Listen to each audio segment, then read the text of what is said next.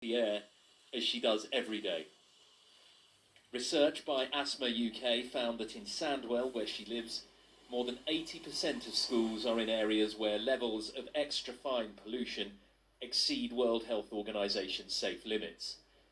It's brought a problem that she and her friends tend to think of as far away, much closer to home. It's obviously bad for our health, and especially because we're young, we don't know what the long-term effects will be, but I haven't really noticed it when I'm walking to school. We obviously talk about climate change and global warming. Do you think there maybe should be more awareness? Yeah, especially because it's so high in our area. The levels of pollution are just getting higher, and there seems to be more and more people that are having breathing issues. We chose a school that was nearby so they could walk sort of the mile every day, partly because it's good for their health to get the exercise, but then you sort of feel guilty if they're getting the exercise but at the same time breathing in all that pollution. In Birmingham, more than half of all schools were found to be in areas that breached the guidelines. In Walsall, it was almost half, and in Coventry, more than 40%.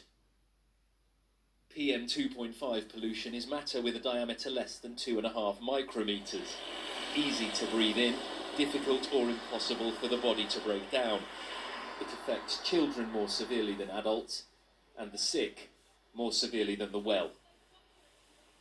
Because these particles are so small and our bodies aren't made to protect ourselves from them, and they just get everywhere. So they've been finding them in the placenta of pregnant women, they've been finding them in people's brains, they've been linking them to Alzheimer's, they're finding them in children's lungs. You name an organ, the PM 2.5 particles are getting in there.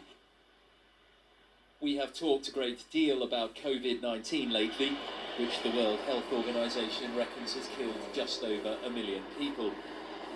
But it also reckons this particulate matter that so many children breathe on their way to school kills 4 times that many every year. Callum Watkinson, ITV News, Sandwell.